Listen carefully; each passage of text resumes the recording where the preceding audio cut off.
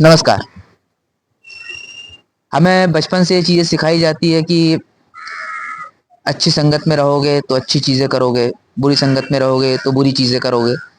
संगति का एक बहुत बड़ा असर आप पर पड़ता है। आचार विचार पर इसका बहुत बड़ा प्रभाव पड़ता है।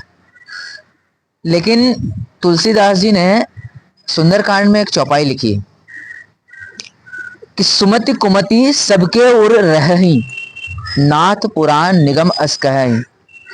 यानी कि कुमति और सुमति यानी अच्छी बुद्धि बुरी विद्धि, अच्छे विचार बुरे विचार, ये सबके हृदय के भीतर होते हैं।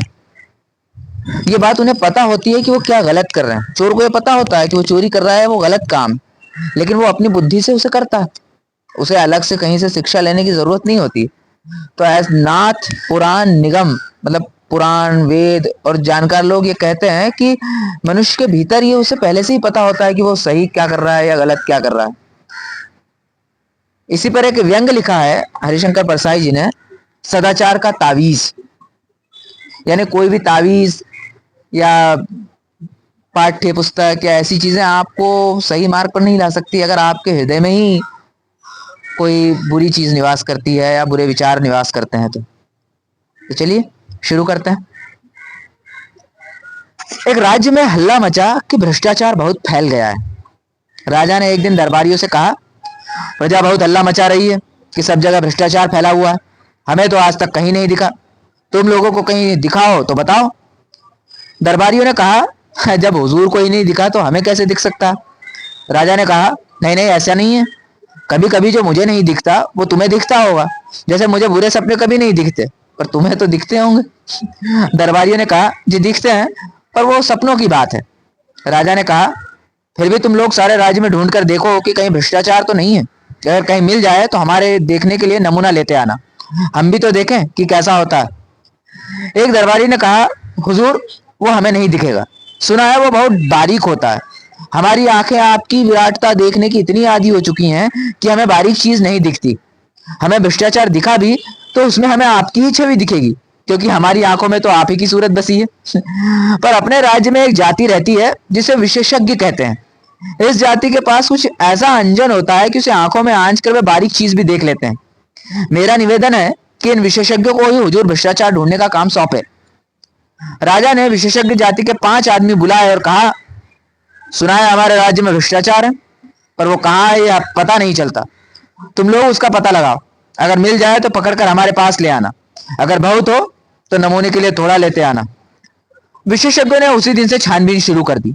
2 महीने बाद वे फिर दरबार में हाजिर हुए। राजा ने पूछा, विशेषज्ञों तुम्हारी जांच पूरी हो गई? जी सरकार। क्या तुम्हें भ्रष्टाचार मिला? जी मिला, बहुत मिला। राजा ने हाथ बढ़ाया, लाओ मुझे बताओ, देखूं कैसा होता है। विशेषज्ञों ने कहा, हुजूर वो हाथ की पकड़ में नहीं आता, वो स्थूल नहीं सूक्ष्म है, अगोचर है, पर वो सर्वत्र व्याप्त है, उसे देखा नहीं जा सकता, अनुभव किया जा सकता है।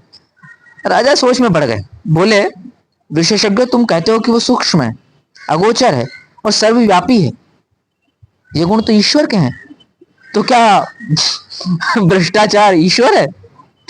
विशेषज्ञ ने कहा, हाँ महाराज, अब भ्रष्टाचार ईश्वर हो गया है। एक दरबारी ने पूछा, पर वो है कहाँ, कैसे अनुभव होता है? विशेषज्ञ ने जवाब दिया, वो सर्वत्र है, वो इस भवन में है, वो महाराज के सिंहासन में है। सिंहासन में? कहकर राजा साहब उछलकर दूर खड़े हो गए। विशेषज्ञ ने कहा, हाँ सरकार, सिंहासन में है। पिछले माह सिंहासन का रंगने के लिए जिस बिल का भुगतान किया गया वो बिल झूठा है, वो वास्तव में दुगने दाम का है, आधा पैसा बीच वाले खा गए। आपके पूरे शासन में भ्रष्टाचार और वो मुख्यतः घूस के रूप में है। विशेषज्ञों की बात सुनकर राजा चिंतित हुए और दरबारियों के कान खड़े हुए। राजा ने कहा, ये तो बड़ी चिंता की बात है, हम भ्रष्टाचार बिल्कुल मिटाना चाहते हैं। विशेषज्ञों तुम बता सकते हो कि वो कैसे मिट सकता है? विशेषज्ञों ने कहा, हाँ महाराज, हमने उसकी भी योजना तैयार की है। भ्रष्टाचार मिटाने के लिए महाराज को व्यवस्था में बहुत परिवर्तन करने होंगे।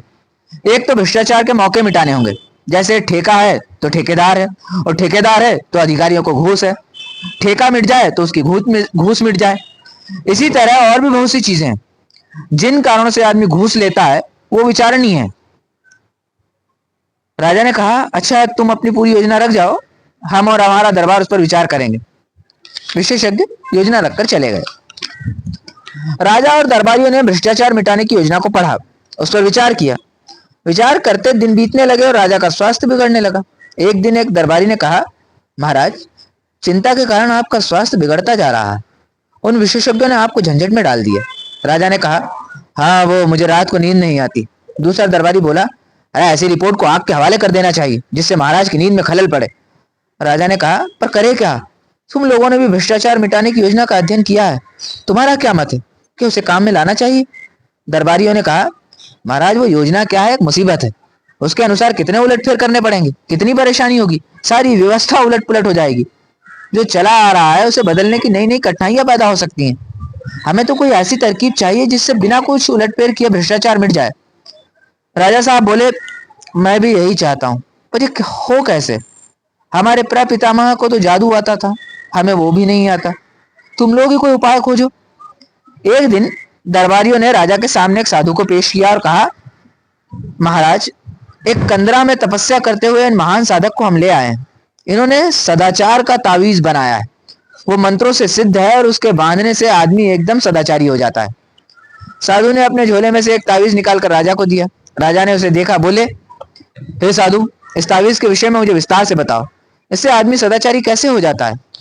साधु ने समझाया, महाराज, भ्रष्टाचार और सदाचार मनुष्य की आत्मा में होता है, बाहर से नहीं होता। विधाता जब मनुष्य को बनाता है तब किसी की आत्मा में ईमान की कल फिट कर देता है और किसी की आत्मा में बेईमानी की। इस कल में से ईमान या बेईमानी के स्वर निकलते हैं जिसे आत्मा की पुकार कहते हैं। आत्मा की पुकार के अनुसार ही आदमी काम करता है। प्रश्न यह है कि जिनकी आत्मा से बेईमानी के स्वर निकलते हैं उन्हें दबाकर ईमान के स्वर कैसे निकाले जाएं? मैं कई वर्षों से इसी चिंतन में लगा हुआ हूं। अभी मैंने सदाचार का तावीज बनाया है। जिस आदमी की भुजा पर यह बंधा होगा वो सदाचारी हो जाएगा। मैंने कुत्ते पर भी प्रयोग किया है। यह तावीज गले में बांध देने से कुत्ता भी रोटी नहीं चुराता। बात यह है कि इस तावीज में भी सदाचार के स्वर निकलते हैं। जब किसी की आत्मा बेईमानी के स्वर निकालने लगती है तब इस तावीज की शक्ति आत्मा का गला घोंट देती है और आदमी को तावीज के ईमान के स्वर सुनाई पड़ते हैं। वो इन स्वरों को आत्मा की पुकार समझकर सदाचार की ओर प्रेरित होता है। यही इस तावीज का गुण है महाराज। दरबार में हलचल मच गई। दरबारी उठ उठकर तावीज को देखने लगे।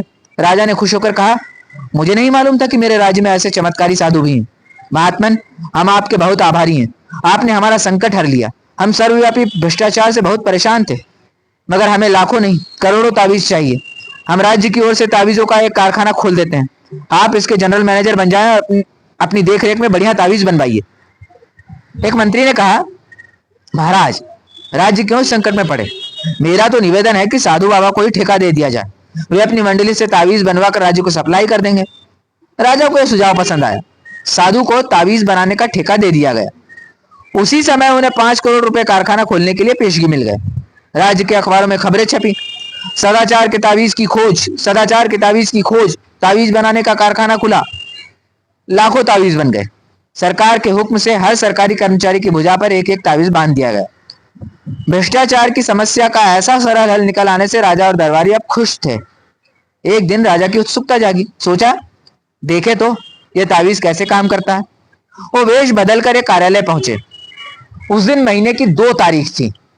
एक दिन पहले ही तनख्वाह मिली थी। वो एक कर्मचारी के पास गए और कई काम बताकर उसे 5 रुपए का नोट देने लगे। कर्मचारी ने उन्हें डांटा, भाग जाओ यहां से, घूस लेना पाप है। राजा बहुत खुश हुए। तावीज ने कर्मचारी को ईमानदार बना दिया था।